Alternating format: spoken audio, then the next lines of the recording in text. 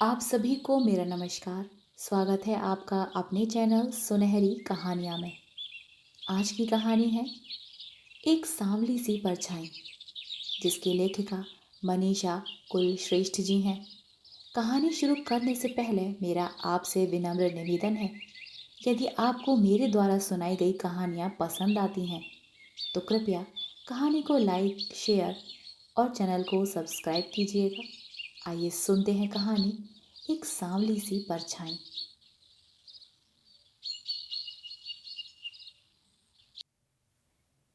सच कहूं तो एक सांवली परछाई ही तो थी।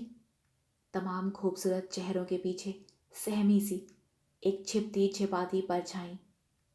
वह खूबसूरत लड़कियों से चहकता घर मेरी सहेली फरजाना का था। जब मैंने इसे अपनी क्लास में देखा था तो देखती रह गई थी। छूने से मैला होता गोरा रंग और टिपिकल खानदानी मुस्लिम नाक नक्श। एक तो छोटा कस्बा और साइंस पढ़ने के लिए लड़कों के स्कूल में जाने वाली एक मुस्लिम लड़की। यूं हम चार लड़कियां थीं जो गर्ल्स स्कूल में साइंस फैकल्टी के अभाव में बॉयज स्कूल में 9वीं क्लास में दाखिल हुई थीं। पर हम तीन लड़कियां उस कस्बे में बाहर से ट्रांसफर होकर आए अधिकारियों की बेटियां थीं। नमिता के पापा उस कस्बे के एसडीएम थे। नीरजा के पापा इलेक्ट्रिसिटी बोर्ड के एक्सीएन और मेरी मम्मी गर्ल्स स्कूल की प्रिंसिपल थी और पापा बीडीओ। यूं फरजाना के पापा भी जिले के लीडिंग क्रिमिनल लॉयर थे। पर एक तो यह राजस्थान का मुस्लिम बाहुल्य कस्बा उनका स्थायी निवास था। फिर उस समय भी जहां गिनी चुनी लड़कियां गर्ल्स स्कूल में भी बुर्का पहनकर जाती थीं, ऐसे में फरजाना ही जानती होगी कि उसने अपने पापा से कितनी जिद और मिन्नतें की होंगी हमारे साथ बॉयज स्कूल में एडमिशन लेने की। हालांकि उसकी कुछ बड़ी बहनें मम्मी के स्कूल में तब भी पढ़ रही थीं और वे बुर्का पहनकर आया जाया करती थीं। न जाने किस तरह फरजाना ने पापा को मनाया होगा कि ना तो वह बुर्का पहनेगी और साइंस पढ़ेगी, वो भी लड़कों के स्कूल में। अम्मी की तो चलती ही कहाँ।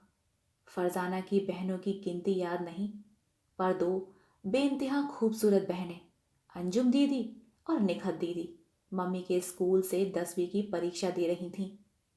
साथ पढ़ने की वजह से और हमारे स्कूल से उसका घर पास होने की वजह से हम उसके घर आने जाने लगे। तब पता चला ये और भी बहनें हैं फरजाना की। उन दोनों दीदियों से बड़ी एक दीदी की शादी हो चुकी है। एक फरजाना से जरा बड़ी बहन शाजिया को देखकर तो मेरे मुंह से निकल ही गया, हाय फर्जी, पहले तुझे देखा तो तू खूबसूरत लगी, फिर अंजुम और निखत दीदी तुझसे भी सुंदर लगी, अब ये शाजिया, माय गॉड, तुम सब कुछ भी नहीं इसके आगे। और कितनी सुंदर बहनों से और मिलवाएगी। शाजिया का पढ़ने में जरा मन न था। 5वीं के बाद अम्मी से कह दिया नहीं पढ़ना। अम्मी भी खुश और बेटी भी।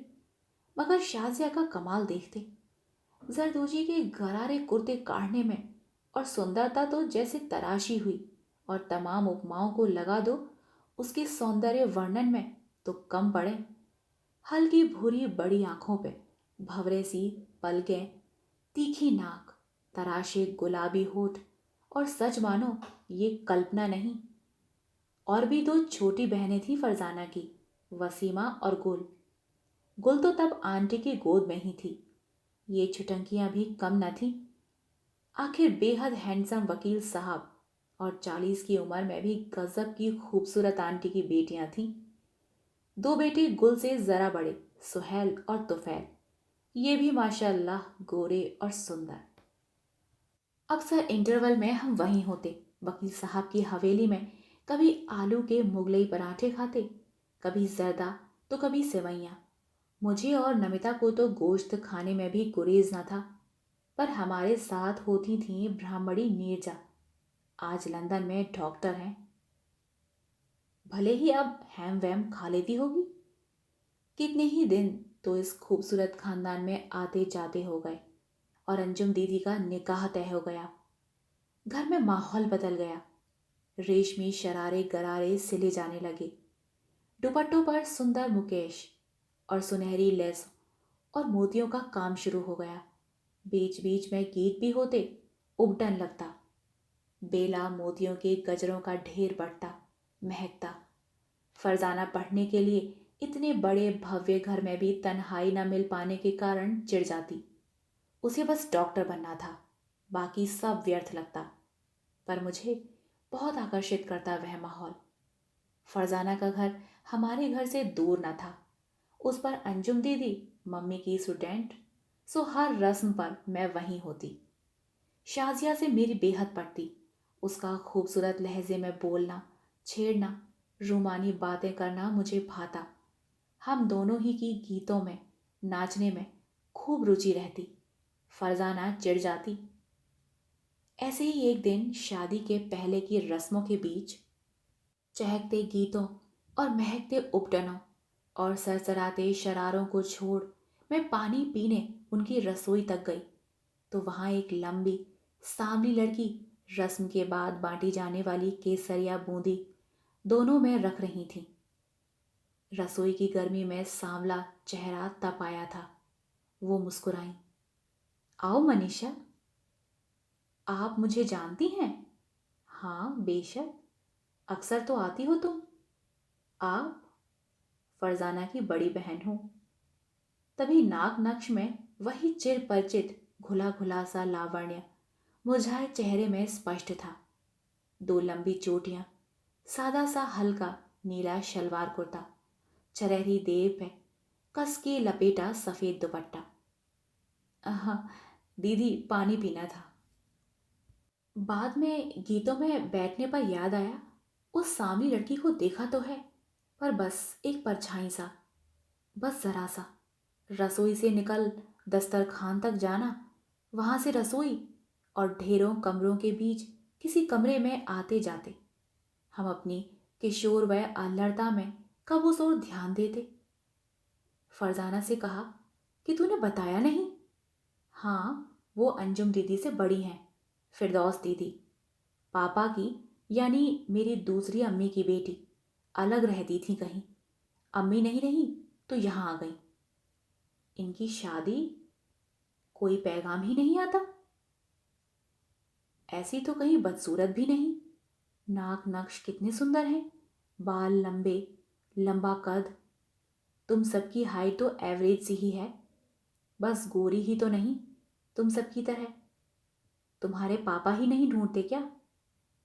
नहीं, हमारे यहाँ पैगाम आए तभी शादी होती है। नहीं आए तो बैठे रहो। आते हैं, अपने अपने लेवल के सबको आते हैं।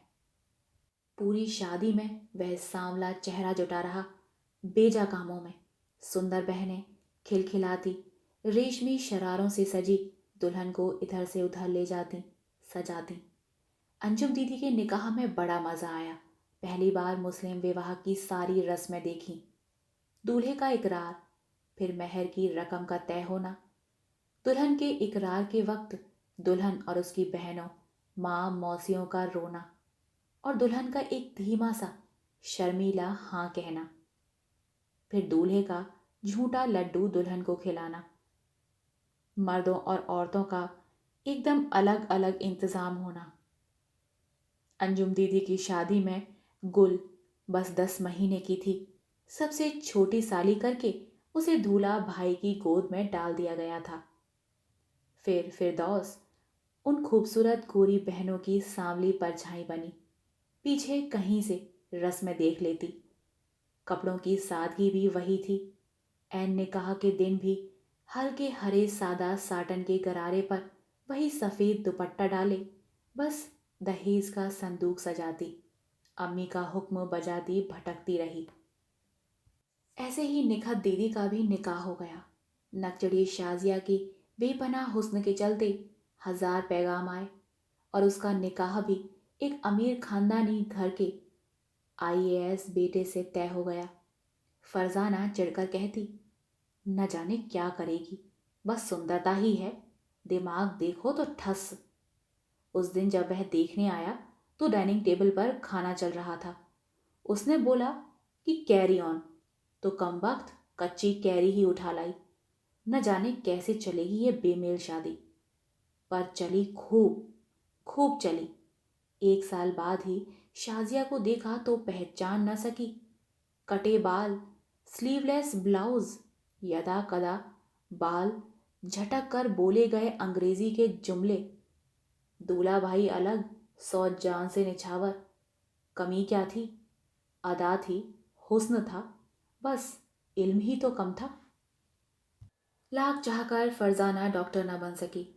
हम तो पहले ही पढ़ाई में सीरियस थे ही नहीं। नीरजा का पहली बार में ही पीएमटी में सिलेक्शन हो गया। नमिता का तो हम 10वीं में थे तभी ट्रांसफ़र हो गया था। फरजाना और मैंने बीएससी साथ किया, वो भी पास के शहर में डेली अप एंड डाउन करके। फाइनल करते करते उसका निकाह डॉक्टर से होना तय हुआ। फिर वही सरगर्मी, बहनें अपने बाल बच्चे लिए कई कई दिन पहले आ जुटी। फिर वही कुर्तों दुपट्टों पर कढ़ाई शुरू हो गई। जर्दा पकता, उबटन घुलता। इस सब से अब मैं ऊबने लगी थी कि एक दिन यूं ही फरजाना के कमरे में चमेली की लतर से ढकी खिड़की के पास पड़े बिस्तर पर पास पास लेटकर उससे अंतरंग बातें कर रही थी। उस दिन वसीम कॉलेज मिलने आए तो तू कहाँ मर गई थी? चेहरा देखा होता बेचारे का क्या करती? जिस दिन तय किया था उनसे कॉलेज में मिलना, उसी दिन ये हंगामा हो गया। क्या पता ना? पता चल गया क्या? नहीं, मेरी बात नहीं, फिरदौस की बात खुल गई। क्या? चल छोड़ना, नहीं बताना। तू इडियट, क्या अब तक मुझ पर भरोसा नहीं? और तेरे घर की बात मेरे घर की बात है। वो हमारी हवेली के बगल में एक छोटा सा घर है ना, खपरेल वाला, गफ्फार मास साहब का। हाँ, उनका एक भतीजा है असलम, वो भी एक मास्टर है, यहीं रह रहा था। हमारी रसोई की एक खिड़की उधर को खुलती थी ना, जाने का फिरदौस और असलम।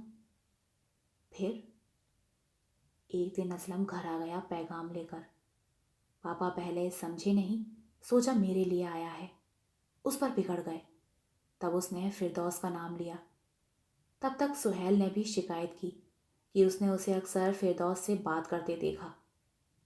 फिर उसे तो डांटा ही, बेचारी फिरदौस को, जो अम्मी और दादी ने खरी खरी सुनाई कि बस। देखा, मैंने भी था दोनों को बात करते हुए, पर उसके उदास चेहरे पर एक हल्की सी मुस्कान ने मुझे उसकी शिकायत करने से हमेशा से रोका।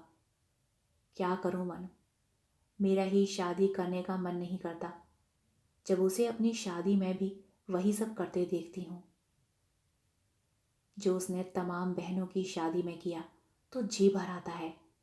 शुरू से ही तो वह ऐसी ही रही है, खामोश और काम में मशरूफ।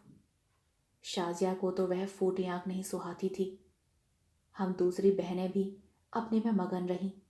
अम्मी और दादी ने उससे काम तो जम के लिया, बदले में प्यार का एक बोल नहीं बोला। असलम क्या बुरा है? नहीं, भला आदमी है, पर विडोअर है। उस पर हमारा उनका स्तर अलग है। फिर फिरदौस भी तो 30 पार कर गई है। तो क्या हुआ जब इसमें फिरदौस दीदी की खुशी है तो? जब पैगाम भी ना आए, ना अंकल कोई रिश्ता देखें, तो क्या करें दीदी? असलम क्या बुरा आदमी है? बहुत शरीफ है, जब देखा तहजीब से बात ही करते देखा। तो तू कुछ कर ना। क्या? मैं कर भी क्या सकती हूँ? अपने लिए लड़ती आई है पापा से, पहले बुर्का पहन के स्कूल न जाने के लिए, साइंस लेके लड़कों वाले स्कूल में पढ़ने के लिए, अब थोड़ा फिरदौस दीदी के लिए लड़ ले। ठीक कह रही है तू।